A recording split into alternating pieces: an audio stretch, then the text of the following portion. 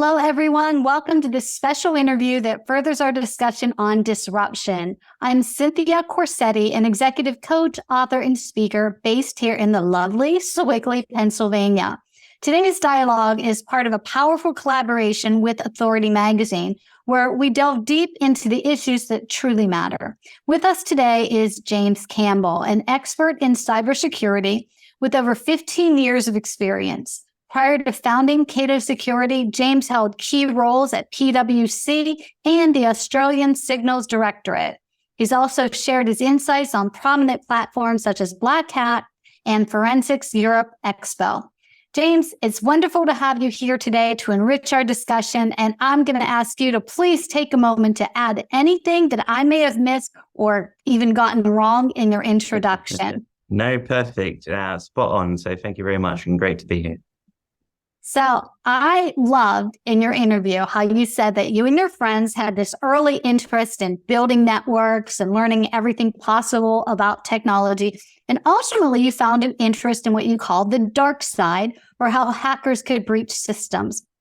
I'm curious, was there any one thing that led you and your friends to become interested in this, or was it just an organic progression? I think in the early days when I say the early days, it makes me sound old now, doesn't it? But but in the kind of the earlier times, and I think I see this a lot with trending with graduates coming out of university now is, a lot of people get quite interested in the kind of the more hackery side of cybersecurity, kind of out of the box. And I think and that interests me as well. And so I was looking at what sort of tools are out there, what sort of kind of hacker techniques and everything that was available. And, I should say information wasn't as readily available back when I was doing it as it is now, that's for sure.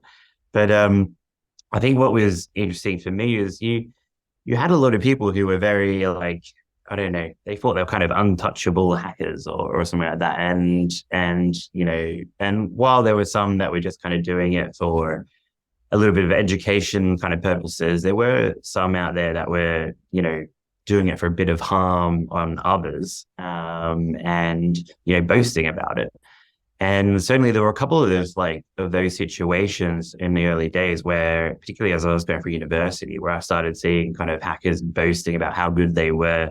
And I think the thing that really annoyed me was that not only they're boasting, but they also impacted other people's lives in a negative way. And I kind of this really struck a chord with me. And I was like, you know what, the hacking side's kind of fun, but I hate these people who kind of go out there, impact other people's lives in a negative way, and boast about it as if it's a funny thing. And it's like you're impacting some. It's like if I'm stealing, if they're stealing money from, say, someone who doesn't know much about computers, right? That might be their whole life savings. Like, that's sad. And, and I hate to see hackers kind of boasting about that sort of thing. And so this is where I was like, you know what? I'm going to get on the defense side. I'm going to focus on finding these bad guys, making them realize that, hey, if you're going to boast about it, we will find you. And so that kind of really hit me off in that direction around, kind of being a solid blue teamer, as they call it. That's awesome. So you also mentioned that your father fostering your interest in technology, even though he didn't know much about computers himself.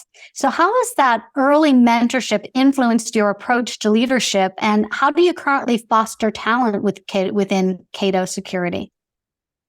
Yeah, so I think I'd definitely my dad, love him to bits. He's an amazing guy. And, and same with the rest of his family as well. It was definitely a pitched him from all the family effort, from getting my first PC to making sure we had multiple lines in the house. So I wasn't tying up the phone line when we had dial up, and all those sorts of things. But, I think even though, when I lived with Dad, he wasn't on the computer side. And certainly most of my family actually went into really computers. So, but he saw how much I loved it. And, he saw that, computers were becoming a thing from a career perspective, back then. And so, so really he channeled his enthusiasm for me to, make sure I had a computer, make sure I had the internet, make sure I was learning, and, kind of really kind of helped me, get into it, which was good. Along with the rest of the family as well, like my mother and my stepdad and stuff as well, were all pitching in some way, shape or form. And I think it was just, I think it's, just learning from that, really, one of the things we do at Cado particularly, or even throughout my whole career is, genuinely, learning from that lesson. It's kind of, one of the questions I ask, particularly in an interview, is like, what do you want to be doing? Right? Like, I know you're applying for this specific role, this specific job, but hey, look, over the next few years, like, what's an ideal job for you? Like, what do you want to be doing? What do you love doing? And, if that resonates well with the kind of the job, then, hey, you're going to have a great time. And how do we also, what are your ambitions and how do we get you there? Like, how do we give you the space and the time to learn? How do we give you access to people who have been there and done that from an expertise perspective so you can learn off them and soak it up like a sponge? And so making sure you give those sorts of opportunity to people, even if it's a high pressure environment. I can tell you now, startups are a high pressure environment, that doesn't matter because, they love what they're doing and it doesn't feel like high pressure. So I think that's really important that you are, looking into that and fostering that talent. Awesome. So you said that creating a new market where one doesn't already exist is scary and filled with questions. Can you share a specific moment during this journey where you felt the market was finally catching up to your vision, and how did that impact your strategic decisions?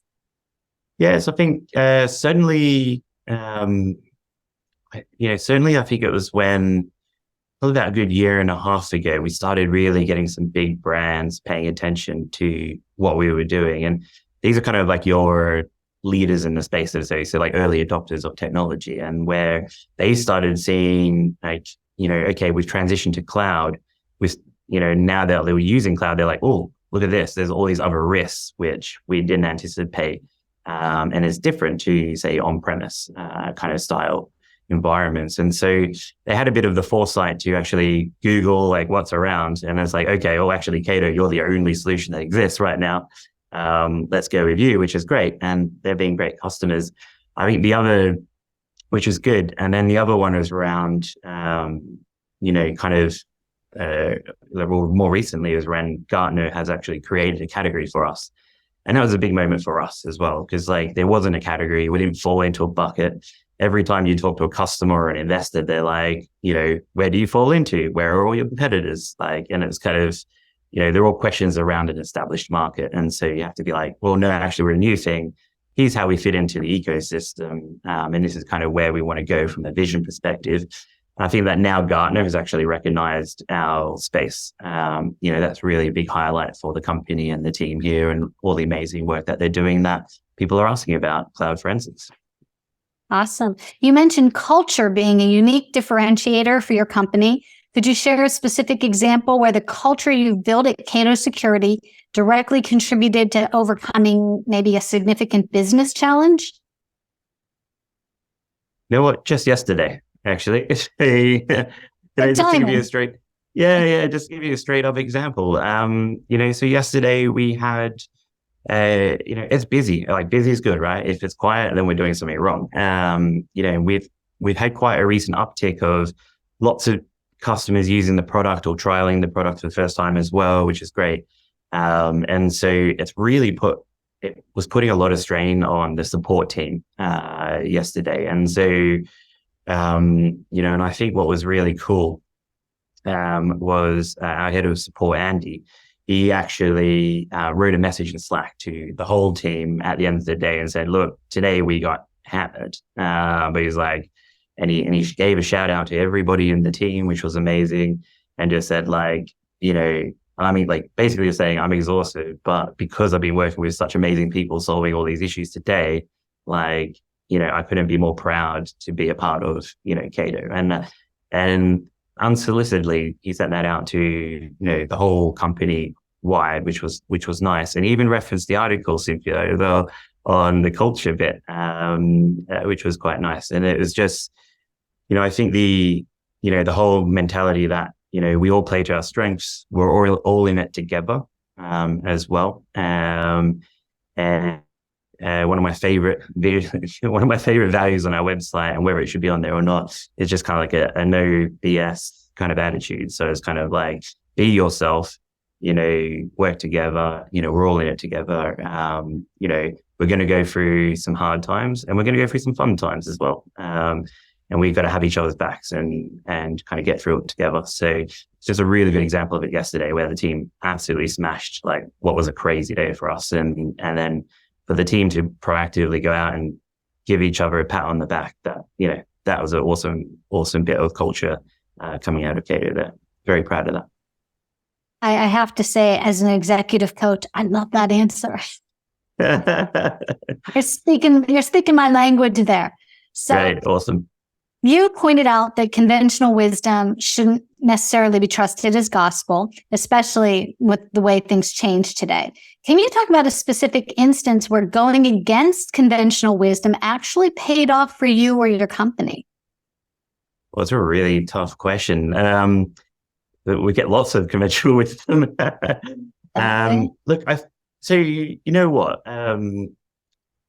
Actually, a really good example would be, say, I'm sure a lot of people in your audience are aware, like over the last couple of years, there's kind of a little bit of a wobble in the kind of investor market and the technology market as well, with the different economic conditions coming through and everything. So it's kind of been a bit of a wobble in the industry. It's bouncing back, which is awesome. It's great. And it's a very resilient industry. And I think that at that time, kind of, you had some people who were really stressing out about it. You had some people who were really calm and composed about it. And, you had people who were like, look, no, you need to save every penny you can. It's all emergency kind of situation, crisis situation. And then you had like some cool, calm, collected people who were like, no, just keep doing what you're doing. And you know what? If I listened to one or the other, we probably would be in a bad position. So it was really kind of just teasing out why they were worried on this side and why they weren't worried on this side. And then just kind of working out, right, well, for Cado, what's the best approach for us? Like, what's a good kind of happy medium? What are we worried about, like, from a risk perspective? And how do we just make sure we focus on tackling our own risks and, then everybody else's kind of input? And I think that was really important because that's put us in a really great position now. Whereas if we kind of listened to one side or the other, if we went all the way to one side or all the way to the other side, we wouldn't be in the good position we're in now, that's for sure.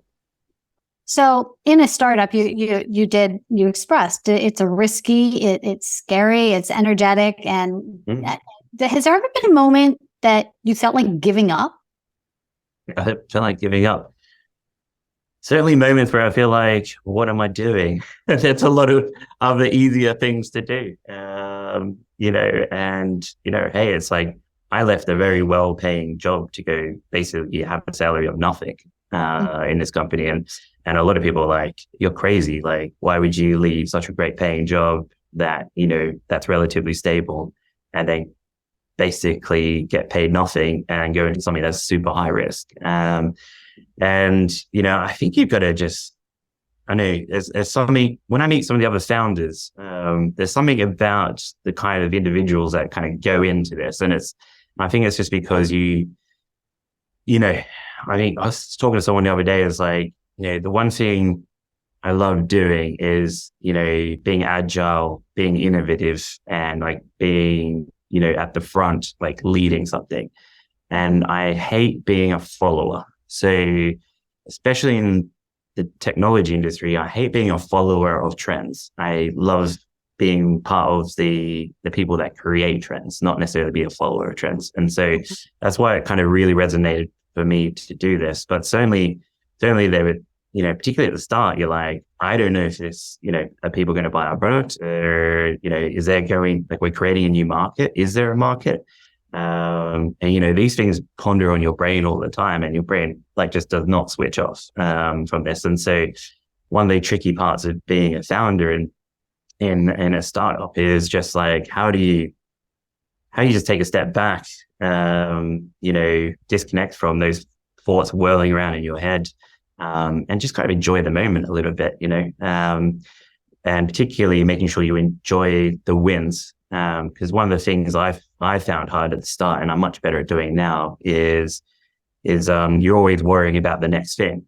and you're not like, celebrating all the wins that are right in front of you. So we make sure we celebrate the wins, and then we, rather just focusing on what's the next thing, and that really helps, and it's helped kind of energize me to keep going even during tricky times as well. Make sure my mic's still on. So you've listed test and measure as one of your innovative approaches. Was there a situation you can think of where your initial assumptions were proven wrong and how the measurement and data changed your course? Yes, exactly. So in the early stages of the company, we actually released a bunch of free tooling and stuff like that. And we kind of used that to see, was there a market? Were there people interested? And so we did that before we really put in all our gusto and resources into, what we have today. And I think that was a very smart move to do. And certainly over time, we're like, what else? Like, what's next? What part can we build next? And there's certainly some bits we've built where we're like, no one really is using that, like that solution or that part or that feature. It's kind of not a waste of time, but certainly, something we didn't get the value we expected out of the time we put in. And so, like, learning from that, we've changed the way we've approaching kind of the future roadmap. And that is like, before we even touch an ounce of code, we make sure we're getting very early feedback from current customers and potential future customers and prospects on, what we're building. And make sure we get that feedback in right at the start of the cycle before we go committing, and prototyping, or doing any form of coding. And so we've definitely learned from the past. I think one interesting bit was in the early days, we thought we were going to move purely to a SaaS product. But customers have been telling us, actually, no, we love the fact that you store data within our cloud environment and you don't have access to all our raw data. And it does seem to be a bit of a trend moving away back from SaaS into customers having control over their data. And so we've actually held off from actually going the absolute full SaaS model. And that's definitely something that was happened in the early days. That's awesome. And I think what you're saying applies in a lot of industries. What you're saying does resonate in a lot of industries. And you brought up the significance of speed in today's startup environment. How do you balance the urgency to move fast with the necessity to be thoughtful and meticulous? With great difficulty. I think that's actually probably one of our bigger challenges, because you always want to be innovative and be creating new things, particularly since you have like customers saying, hey, we'd love to see this, we'd love to see that.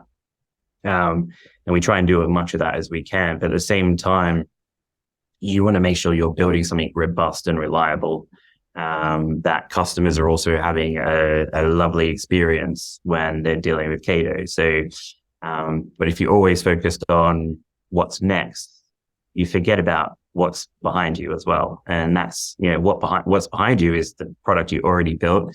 It's the customers you've already onboarded. You have to look after them as well. And so there is a bit of a balancing act and understanding, I know we want to go hard, but it's okay to add an extra month or two on the roadmap for that particular feature or that particular direction, if it means we keep the current customers happy. So, and it is a bit of it's a balancing act. It's a bit of a leadership call, and you got to weigh that up. And you know what? Sometimes you might not make the right choice, and sometimes you do. But as long as it's an educated decision, that's really all you can do.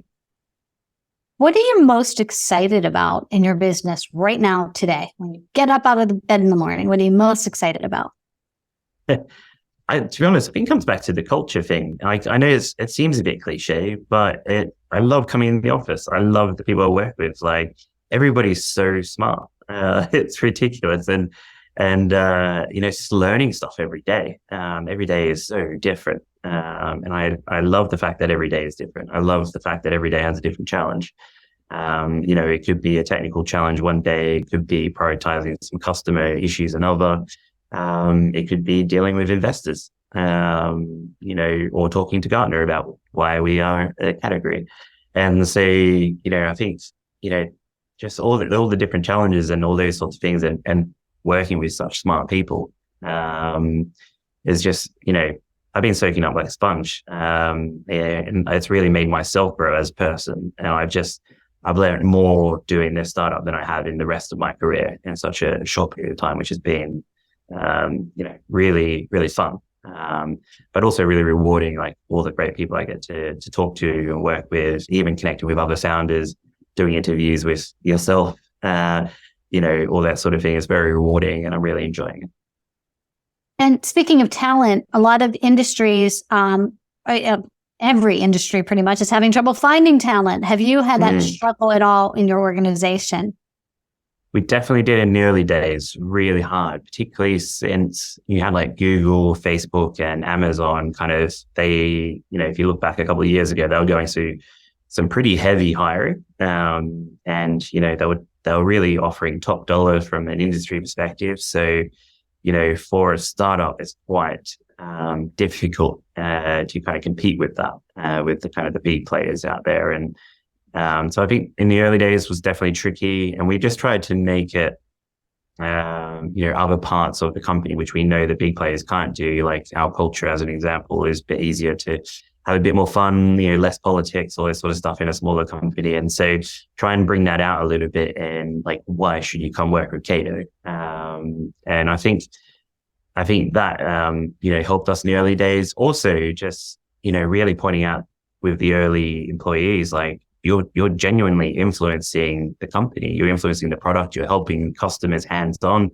Like, even our devs actually end up talking to customers, right? And in a big place like Google or something like that doesn't tend to happen because they're so large. But we give those sorts of opportunities here, and that makes it more enticing for people who wouldn't normally get that exposure in a larger company. And so that's how we kind of got the initial talent. But I won't lie, it's a little bit easier now. I think that's just because there have been quite in the wider industry and in those big players, it kind of there's been a bit of shedding of employees of late, for no other reason than operational efficiency. So, us hiring right now, it is actually a little bit easier than it was a couple of years ago.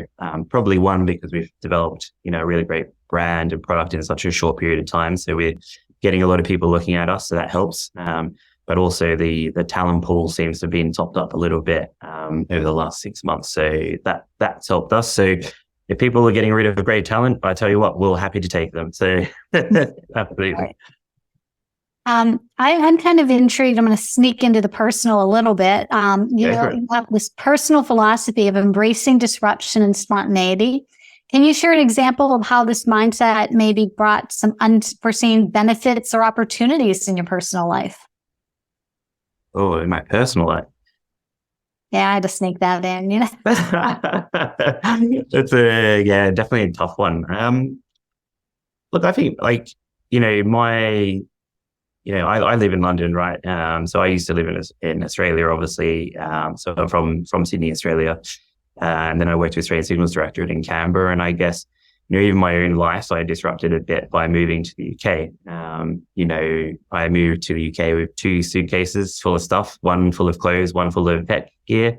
And that was it. That's literally all I moved here with. Now I've got too much stuff in my house. But I think, I loved what I did at ASD, but I just felt, I think, overly comfortable is probably a way of describing it, where, I could have sat there and I could have done that job forever. Like, the mission was really rewarding. The people I worked with were great. But, I just felt like it was too comfortable. I actually felt like I needed to be thrown in the deep end again, and I need to go learn a lot more.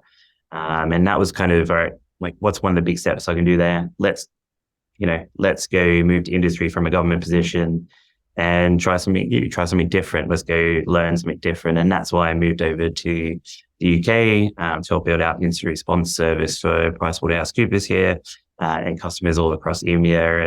And that was awesome. I think the cyber practice, we started with 8 people. By the time I left, it was just over 300. So like immense period of growth, helping customers all across Europe kind of deal with it's espionage campaigns to, big ransomware incidents. There was one where 2017, the NotPetya campaign, my customer, big global law firm, they had every single system on their estate wiped in 30 minutes. Like, what do you do after that? And like being thrown in and injected in those situations, you just learn so much. And I really enjoyed that. But yeah, kind of upshifting from Australia to here, it's hugely disrupting from a personal side, but the rewards have been amazing as a result. Awesome. You focus on empowering the broader security community. What kind of collaborative relationships are you looking to build at this point in time? Yeah, we've just so we do a lot of publishing of threats that we see, particularly targeting cloud, because we are a cloud company at the end of the day, and so we do a lot of regular publications on on that space of what we see, and particularly in regards to new threats. Behind the scenes, we work quite closely with the different kind of computing emergency response teams all around the world. We share intelligence amongst other industry bodies as well and players. And I think that's such a great part about our community is that, even potential competitors and stuff, like we talk to about what threats we're seeing, like some of the indicators of compromise we're seeing, like some of the techniques, like it's a very, very open relationship from a community sense. The next step that we are doing at the moment is where we are starting to look at a more formal partner program with the likes of incident response companies, consultants, and kind of managed detection and response providers, so we can not only just share and train them up on our tooling, but also, give them access to, our broader team and the knowledge base here as well. So they can, go effectively, provide them as much value to their own customers as they can. Yeah, you kind of answered this question already, but I'm going to just see if are there any particular sectors or industries that you feel could particularly benefit from what Cado is doing? Anybody who's in the cloud, in all honesty. I know it's quite a broad response there, but the early adopters tend to be the highly regulated industries, finance and technology. But I think that goes for all cybersecurity technology. They tend to be early adopters of new technologies. And, but I think, the shout out is to the rest of the industries, which, probably are in the cloud, but, don't necessarily understand the risks that cloud brings is different. And so, they've applied a very on-premise kind of mindset to workloads and data in the cloud, and it just doesn't fit. So I would say kind of, highly regulated finance and technology and a little bit of government, kind of, is starting to mature and understand the problems that cloud bring. Like cloud is amazing, by the way, but it brings new challenges and people don't necessarily understand that because it can be complicated. And so what we're trying to do is, educate the wider industries. So like retail, manufacturing, anybody who has intellectual property in cloud, that there are other risks that cloud brings to the table, which is, and it operates differently to your on-premise environment. So, it's good to understand, why it's different, kind of get your head around the complexities a little bit and how to use technology to solve those problems so you can just focus on your day-to-day operations of running your company. Right. Lastly, you talked about investing in free resources and tools for the community. How do you manage the economic challenges of offering free assets and also ensuring that your business remains sustainable and competitive? Yeah, so what we do is I